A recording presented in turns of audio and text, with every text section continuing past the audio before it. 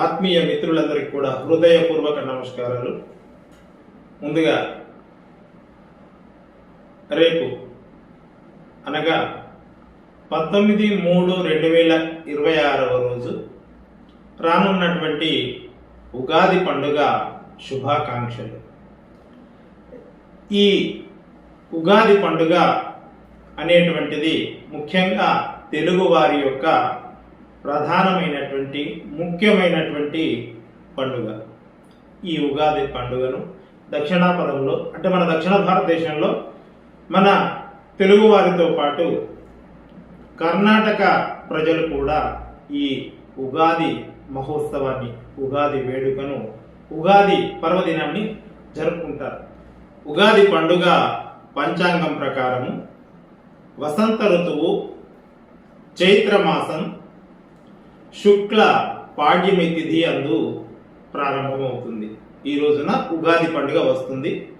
మరి ఈ సంవత్సరము మన ఉగాది పండుగ గురువారం రోజున వస్తున్నది. అయితే గురువారం రోజున ఉగాది పండుగ వస్తుంది కనుక మరి ఈ సంవత్సరము రాజు బృహస్పతి అంటే గురువు. ఉగాది పండుగ ఏ వారం నాడు వస్తుందో ఆ వారానికి అధిపతి అయినటువంటి వారు రాజుగా పరిగణించబడతారు. ఒకవేళ సోమవారం అయితే చంద్రుడు. ఇట్లా ఏ వారం నాడు ఉగాది వస్తే ఆ యొక్క వారానికి అధిపతి అయినటువంటి వారిని అంటే ఈ నవగ్రహాలలో వారిని రాజుగా పరిగణిస్తారు. ఇక ఉగాది పండుగ, ఈ ఉగాది అనేటువంటి పదము మొదట యుగాది, యుగ ఆది, ఆ యుగ ఆది నుండి ఈ పదం రూపాంతరం చెంది ఉగాదిగా స్థిరపడింది.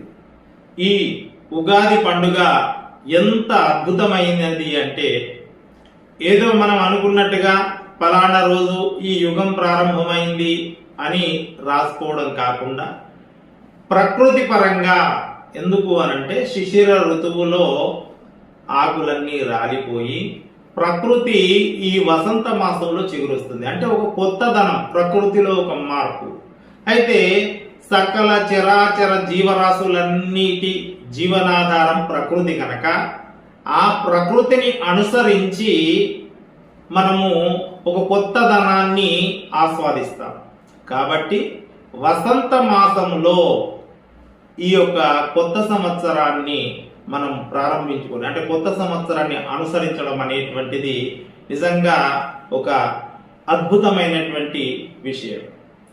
ఈ రకంగా ఇక ఉగాది రోజు ప్రత్యేకంగా చేసే పిండి వంటలలో బూరెలు అని అంటారు, అంటే భక్షాలు అని అంటారు.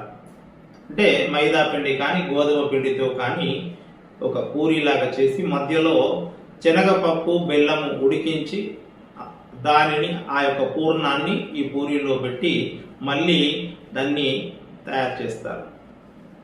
ఈ భక్షాలను నేతితో ఆరగిస్తారు. అయితే ఈ ఉగాది రోజు ఉగాది పచ్చడి అని చేయబడేటువంటి ఒక ప్రత్యేకమైనటువంటి ఒక పదార్థం కూడా చాలా విశిష్టమైనటువంటిది. ఇది కొత్త చింతపండు, మిరియాల పొడి, ఉప్పు, వగరు కోసము మామిడి వక్కలు, చేదు కోసము వేపపూత, అంటే 6 రుచుల యొక్క కలయిక ఈ ఉగాది పచ్చడి. ఇది ఆరగించడం వలన ఇది ఒక ఆయుర్వేదిక ఔషధం లాగా పనిచేస్తుంది. నిజానికి ఇది తాగడం ఎందుకు అనంటే దీని వెనకాల ఉన్న లౌక్యము, ఆ రోజు శనగపప్పు బెల్లము లేదా శర్కరతో చేసి నేతితో ఈ బూరెలు ఏవైతే భక్షాలు ఆరగిస్తాం కనుక అది సులువుగా అరగడానికి ఈ ఉగాది పచ్చడి తాగుతారు. ఒక కొత్త కుండలో ఈ యొక్క మిశ్రమాన్ని తయారు చేస్తారు చల్లగా వేసవిలో అద్భుతంగా. సరే ఈరోజు ఫ్రిడ్జీలు వచ్చాయి కనుక ఫ్రిడ్జ్లో పెట్టుకుంటారు, సరే అది వేరే విషయం. కానీ నిజానికి ఒకనాడు ప్రకృతి సిద్ధమైన సహజమైన ఒక మట్టి పాత్రలో దీనిని తయారు చేసేవారు. ఈ రకంగా మరి అదే కాకుండా ఈ 6 రుచులలో తీపి ఆనందానికి, కోపము కారము కోపానికి, అంటే ఇలా చెప్పుకుంటూ పోతే ఒక్కో రుచికి ఈ చేదు అనేటువంటిది ఒక బాధ. అంటే 6 రుచులు 6 రకాలైనటువంటి మనస్తత్వాలకు నిదర్శనంగా, అంటే దేనినైనా సమంగా ఆస్వాదించాలి, ఎప్పుడు కూడా కలత చెందకూడదు, బాధపడకూడదు, దిగులు పడకూడదు, ఒక ధైర్యంతో జీవితాన్ని సవాలుగా ఎదుర్కోవాలి అని తెలియజేయడం కూడా దీని వెనకాల ఉన్నటువంటి ఒక లౌక్యంతో కూడుకున్న అర్థం. మరి ఈ రకంగా ఎంతో అద్భుతమైనటువంటి ఈ యొక్క మన ఉగాది పండుగ, ఈ ఉగాది పండుగకి ఒక ప్రత్యేకమైన పేరు ఉంటుంది. అంటే మనకు ప్రతి సంవత్సరం ఉగాది రోజు కొత్త సంవత్సరం ప్రారంభం అవుతుంది కనుక ప్రతి సంవత్సరానికి ఒక పేరు ఉంటుంది. ఈ సంవత్సరం వస్తున్నటువంటి నూతన సంవత్సరానికి పేరు పరాభవ. పరాభవ అంటే అవమానం. ఇక్కడ అవమానము అని అంటే ఆ పేరుకు అర్థం, అంతేకాని సంవత్సరం మొత్తం అందరికీ అవమానం జరుగుతుందని మాత్రం కాదు. ఆ పేరు యొక్క అర్థము అది. అంటే ఇది ఒక విశేషణతో కూడుకున్నటువంటి పదం ఇది. అయితే ఇది క్రియా విశేషణంగా ఎప్పుడు ఇది అవుతుంది అని అంటే పరాభవం ఎవరికి జరుగుతుంది, ఎవరు దుర్మార్గాన్ని అనుసరిస్తారో, ఎవరైతే అన్యాయాన్ని చేస్తారో, ఎవరైతే అధర్మ మార్గంలో ఉంటారో వారికి మాత్రం పరాభవం తప్పదు. ఇక సన్మార్గంలో ఉండి ఆ భగవంతుణ్ణి ధ్యానించి భగవంతుని యొక్క ఆలోచనతో జీవించేటువంటి వారు, ఆధ్యాత్మిక భావనతో జీవించేటువంటి వారికి ఎటువంటి పరాభవము దరికి చేరదు కాక చేరదు. ఇది పరాభవం అనేది ఆ పేరుకు గల అర్థం. ఇట్లా మనకు 60 సంవత్సరాలు ఉంటాయి ఈ తెలుగు సంవత్సరాలు. ప్రభవతో ప్రారంభం, అక్షయతో 60 సంవత్సరాలు పూర్తి కాగానే తిరిగి మళ్ళీ ప్రభవతో మళ్ళీ ప్రారంభం అవుతాయి. ఈ రకంగా మరి ఈ 60 సంవత్సరాలకు పేర్లు ఎలా వచ్చాయి అని అంటే మనకు పురాణ గాథ ఉంది. నారదుడు శాపము చేత అతను స్త్రీ రూపం ధరించడము, అతనికి 60 మంది పుత్రులు జన్మించడము, వారు కాలగతిలో ఇదైపోవడము, విష్ణుమూర్తి యొక్క ఆశీర్వచనముతో తిరిగి వాళ్ళ యొక్క పేర్లు చిరస్థాయిగా ఈ 60 సంవత్సరాలకు ఉండు విధంగా విష్ణుమూర్తి దీవించడం, ఇదంతా పురాణాంతర్గత విషయం.